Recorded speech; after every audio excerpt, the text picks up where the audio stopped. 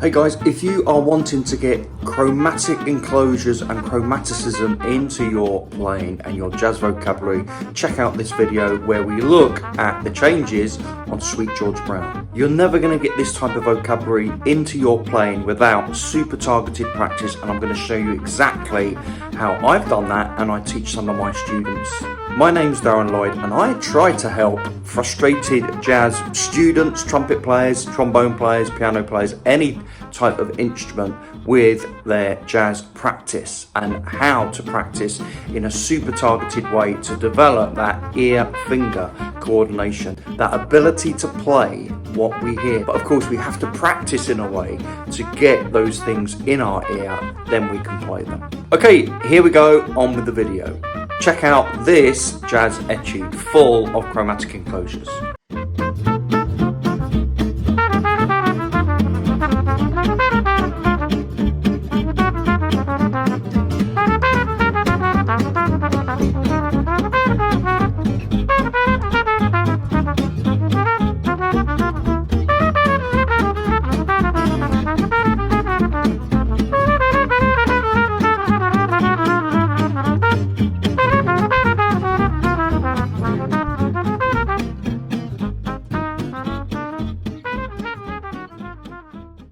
Okay guys, so the way I work, the way my lessons work is you've got to learn the changes first. So you've got to know instantly what those chord changes are, practice targeting them, and I'm going to put a link in the description to 4 lessons I created which will really help you with this for There Will Never Be Another You, where I go through the changes, I go through rhythm, I go through targeting, and then add in jazz vocabulary. And there's a little bit on chromatic enclosures in that too. I'm also going to put a link to another chromatic enclosure video that I've done just to make it even more helpful, and how you can break it down to really get these chromatic enclosures into your ears.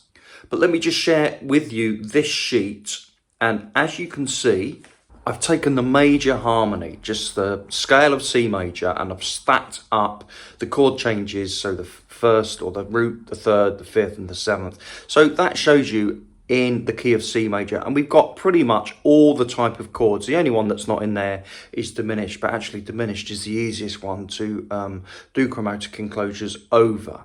Another way to think about this, of course, is all you've got to do is practice chromatically enclosing the notes of the chromatic scale. And if you can do that, just practice that on its own, and you can get that under your fingers, then that's it. That's all you've got to do. But here is another way where we are looking at C major 7, D minor 7, E minor 7.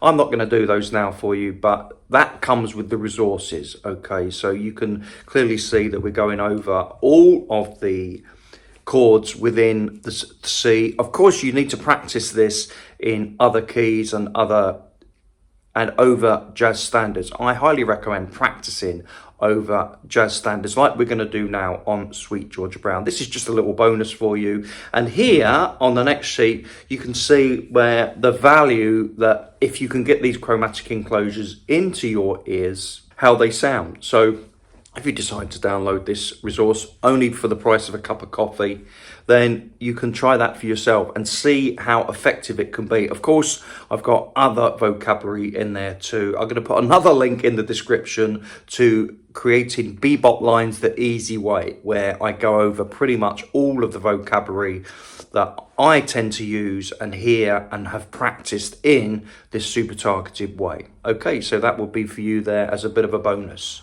in the resources.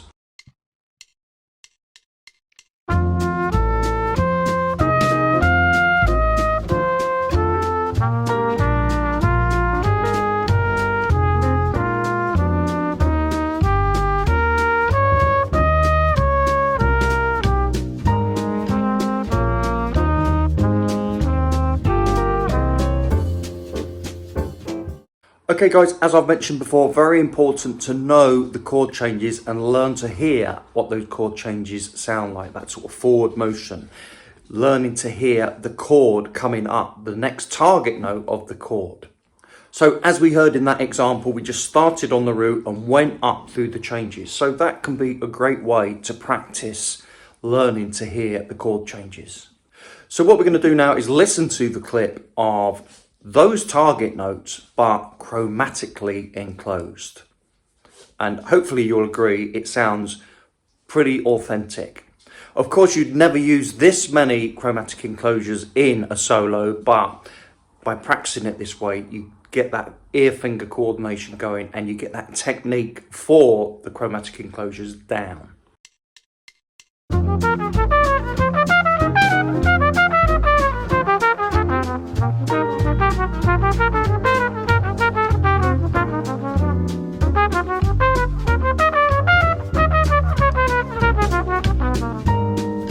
And as mentioned, the resources are available for the price of a cup of coffee, link in the description.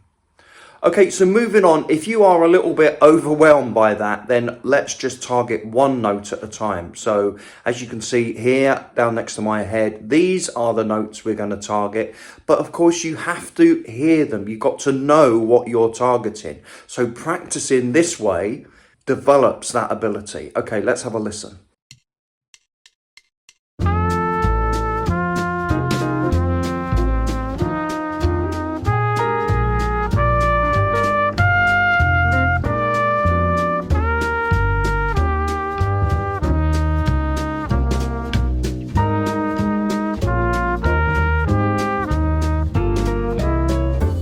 Okay, and now let's listen with the chromatic enclosure. Now there is lots of different ways to chromatically enclose a note. So I suggest you check out the chromatic enclosures video and just experiment yourself.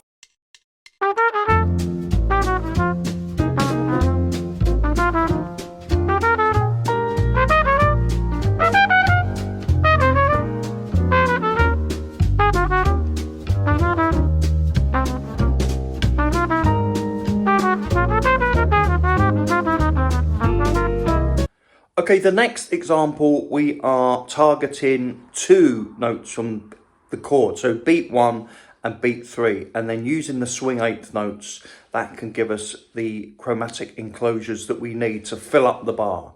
So here are the target notes we're going to look at.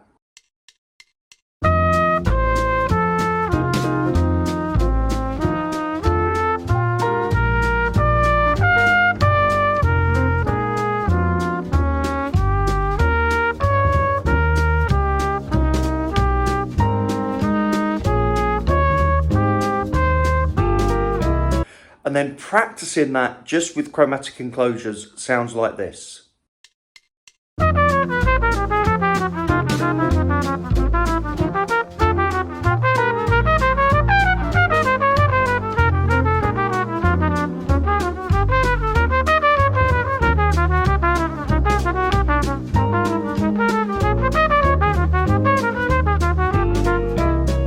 And again, as I mentioned earlier in the video, these are purely practice examples.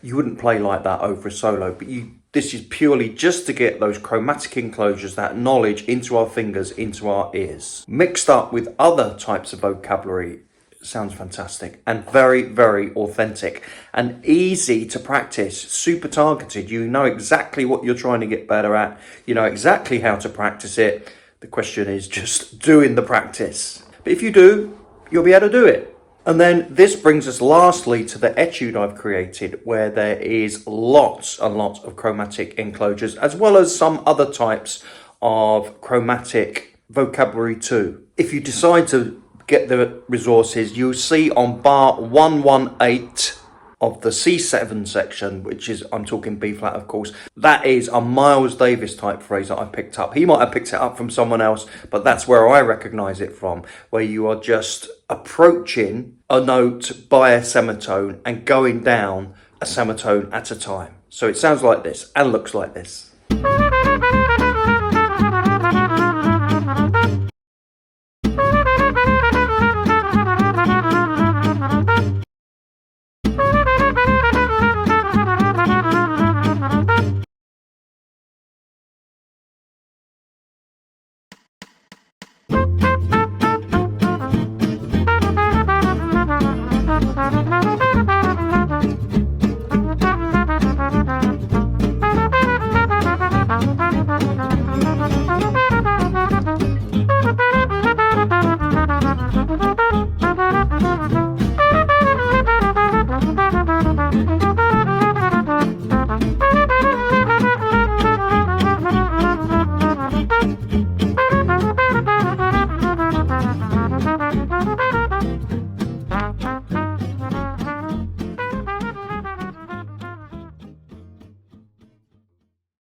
So hopefully you'll agree that sounded pretty authentic, and as I said, there's lots of chromaticism and chromatic enclosures.